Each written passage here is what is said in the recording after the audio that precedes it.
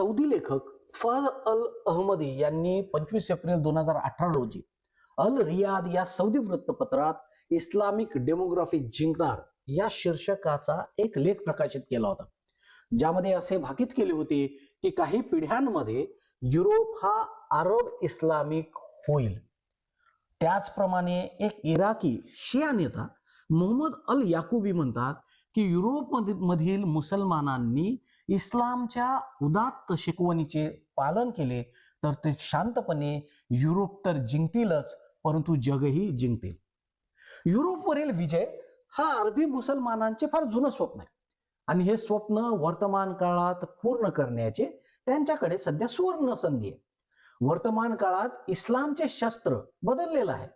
आता सैन्यापेक्षा लोकसंख्या वाढ हे त्यांचे प्रमुख शस्त्र आपल्याला दिसून येते. युरोपमधील मुस्लिमांची सद्यस्थिती आणि भविष्यातील अंदाज नेमके काय आहेत?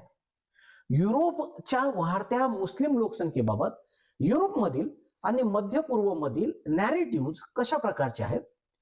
युरोपच्या मुस्लिम लोकसंख्येबाबत तुर्कीची आणि अरब देशांची काय भूमिका आहे?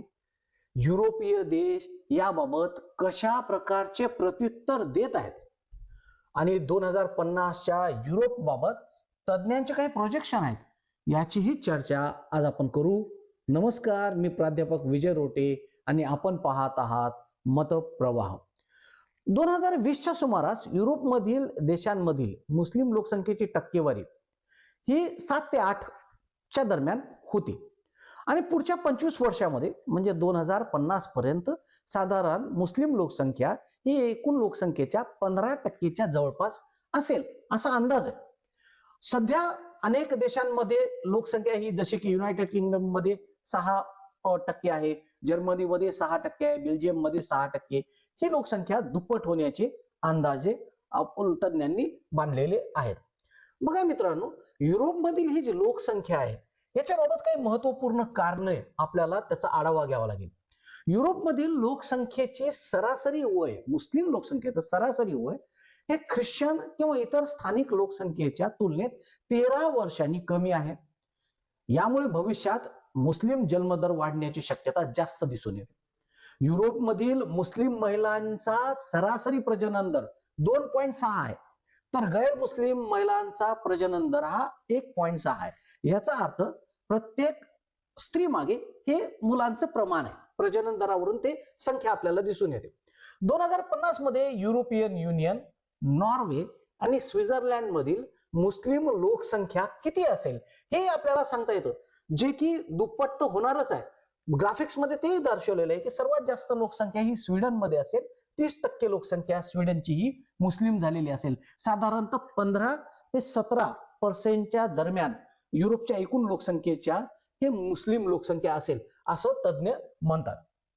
सद्यस्थितीत फ्रान्सचा जर का विचार केला तर दक्षिण फ्रान्समध्ये 20 वर्ष किंवा त्यापेक्षा कमी वयाच्या 30% मुले मुस्लिम आहेत.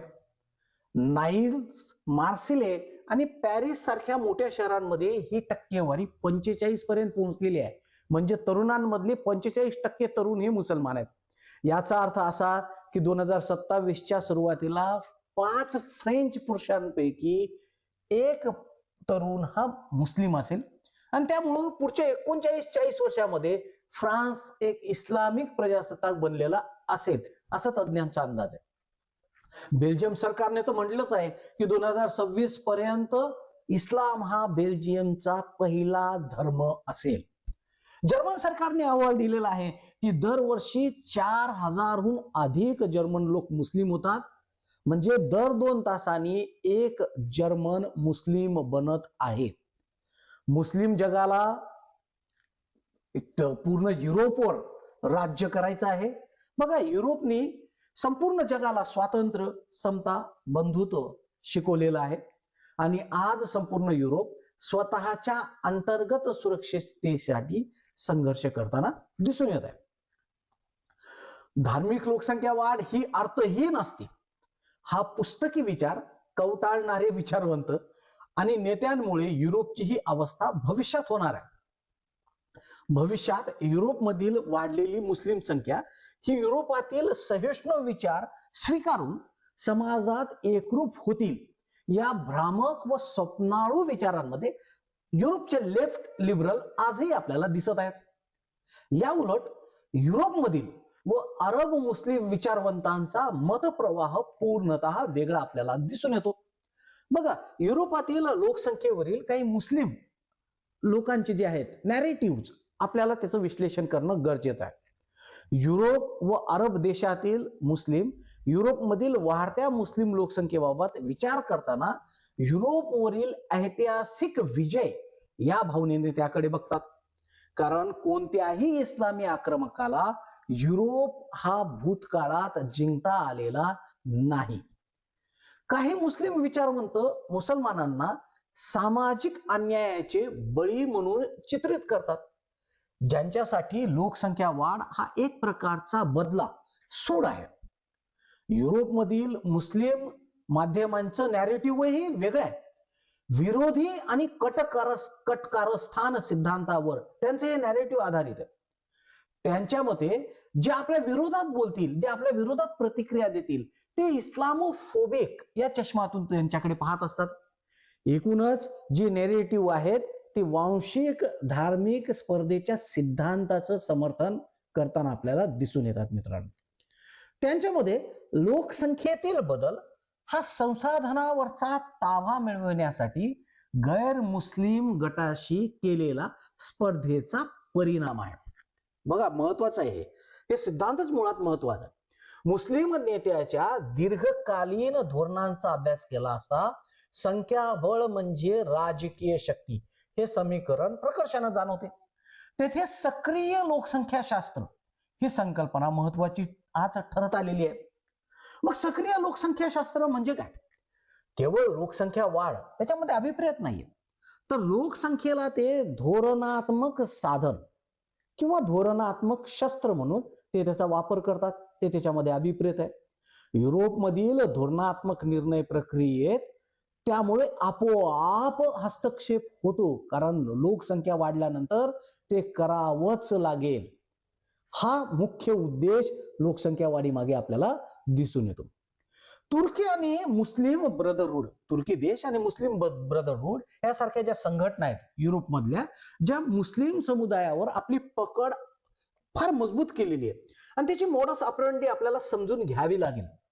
बघा, जर्मनीमध्ये सगळ्यात मोठी एक इस्लामिक संस्था आहे ज्याला दिबित असं म्हटलं जातं, जी थेट तुर्कीच्या धार्मिक व्यवहार मंत्रालयाशी जोडलेली आहे, संबंधित आहे. तुर्की सरकार स्वतःच्या देशातील इमामांना पगार देऊन युरोपमधील मशिदींमध्ये पाठवते. हे इमाम युरोपीय भाषांपेक्षा तुर्की भाषा आणि तुर्कीच्या राजकीय हितांना तिथं प्राधान्य देत असलेले आपल्याला दिसून येतात. निवडणुकीच्या वेळी तुर्कीचे नेते युरोपमधील मोठ्या सभांमध्ये भाषणे करतात. तेथील मुस्लिम समुदायाला तुम्ही आधी तुर्की आहात आणि नंतर युरोपीय अशा भावनेतून त्यांना एक वोट बँक म्हणून वापरले जाते. या उलट मुस्लिम ब्रदरहूड ही जी संघटना आहे थेट राजकीय पक्षाप्रमाणे काम नाही करत, परंतु नेटवर्क मध्ये तिचं काम फार मोठं आहे. यासाठी ते काउन्सिल ऑफ युरोपियन मुस्लिम्स सारख्या मोठ्या संस्थेचा ते वापर करताना दिसून येतात. ते युरोपमधील अनेक शाळा, विद्यार्थी संघटना आणि युवा शिबिरे ते आयोजित करतात. त्यांचा उद्देश तरुण मुस्लिमांना युरोपीय संस्कृतीतून पूर्णपणे मिसळण्यापासून रोखणे, त्यांची स्वतंत्र इस्लामिक ओळख निर्माण करणे, जपणे हा आहे. हे गट स्वतःला मुस्लिमांचे रक्षक म्हणून सादर करतात. जेव्हा युरोपीय सरकारे कट्टरतावादाविरोधात कायदे करतात तेव्हा या संघटना त्याला इस्लामोफोबिया म्हणून हेटाळणी करतात व आंतरराष्ट्रीय पातळीवर तसा दबाव निर्माण करताना आपल्याला दिसून येतात. युरोपीय सरकारांनी आता हे मान्य केलं आहे की केवळ बहुसांस्कृतिकपणा हा जो आहे पुरेसा नाहीये. त्यांनी समांतर समाज रोखण्यासाठी काही कडक पावले उचललेली आपल्याला दिसून येतात. ऑस्ट्रियाने इस्लाम कायदा करून परदेशी निधीवर चालणाऱ्या मशिदींवर आता बंदी घातली आहे. तसेच तिथले जे इमाम आहेत त्यांना आता स्थानिक विद्यापीठातून शिक्षण घेणे आणि जर्मन भाषा बोलणे लोकल भाषा बोलणे अनिवार्य केलेली आपल्याला दिसून येते. जर्मनीने तुर्कीवरचे अवलंबित्व कमी करण्यासाठी स्वतःच्या देशात इमामांना प्रशिक्षण देण्याची सुरुवात केलेली आपल्याला दिसून येते, जेणेकरून ते जर्मन संविधानाची निष्ठा राखतील असं जर्मनीला वाटतं. डेन्मार्कनेही घेट्टो नावाचा एक कायदा तयार केलेला आहे, जो अशा ज्या भागात मुस्लिम लोकसंख्या जास्त राहते त्या भागाची ती ओळख पटवतात आणि तिथं जे स्थलांतरित आहेत त्यांना ते शोधतात आणि ते तिथल्या इमारती नष्ट करून स्थलांतरित लोकांना आयडेंटिफाय करण्याचे ते मोठ्या प्रमाणामध्ये त्यांनी कारवाई सुरू केलेली आहे, जेणेकरून त्यांचा असा उद्देश आहे की जे काही मुस्लिम समाज आहे तो इथल्या समाजामध्ये मिसळून राहील, वेगळं स्वतःला समजणार नाही. बघा मित्रांनो, 2021 मध्ये फ्रान्सने प्रजासत्ताक मूल्याचा आदर करण्याबाबत आणि वाढवण्याबाबत एक कायदा मंजूर केला. यालाच सामान्यतः विभक्तवादी विरोधी कायदा असं म्हटलं गेलं. या कायद्यानुसार मशिदी जे आहेत, मशिदांना मिळणाऱ्या जे परदेशी निधी आहेत त्याची कडक तपासणी होत असते. ज्या मशिदी कट्टरवादाचा प्रचार करतात त्या बंद करण्याचा अधिकार राज्य सरकारला आता मिळालेला आपल्याला दिसून येतो. तसेच मुले धार्मिक शाळांमध्ये किंवा घरातच कट्टर धार्मिक शिक्षण घेणार नाहीत याची खात्री करण्यासाठी 3 वर्षावरील सर्व मुलांसाठी शाळा अनिवार्य केलेली आपल्याला युरोपमध्ये दिसून येते. सार्वजनिक सेवा देणारे जे कर्मचारी आहेत ते जर का मुस्लिम असतील तर कामावर असताना त्यांनी कोणतीही धार्मिक चिन्हे वापरू नयेत असा कडक नियम आपल्याला फ्रान्समध्ये केल्याचं दिसून येतो.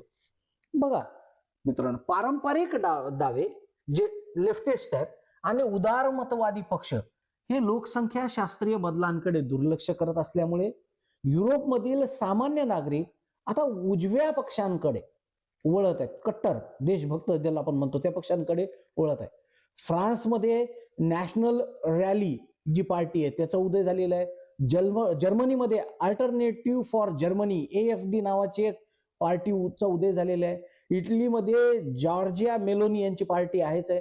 नेदरलँडमध्ये गिल्ट वेडर्स हे जे नेते आहेत त्यांची PVV ही पार्टी आहे. या उजव्या विचारसरणीच्या नेत्यांचा उदय, त्यांची मुख्य भूमिका फार स्पष्ट आहे.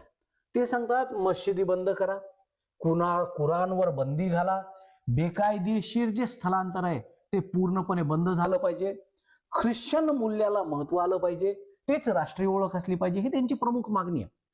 बघा मित्रांनो, लोकसंख्या शास्त्राचा धोरणात्मक वापर युरोपच्या पारंपरिक लोकशाही आणि धोरण निर्मितीला भविष्यात कोणत्या दिशेने घेऊन जाईल हे तर भविष्यात समजेलच आहे. परंतु भारतातही जेव्हा संपूर्ण महाराष्ट्र हिरवा करू या विधानाची पार्श्वभूमी ही आपल्याला लोकसंख्या शास्त्रीय दृष्टिकोनातून समजून घेणं गरजेचं आहे. आजच्या ह्या भागात आपण इथेच थांबणार आहोत. पुन्हा भेटूया. नमस्कार.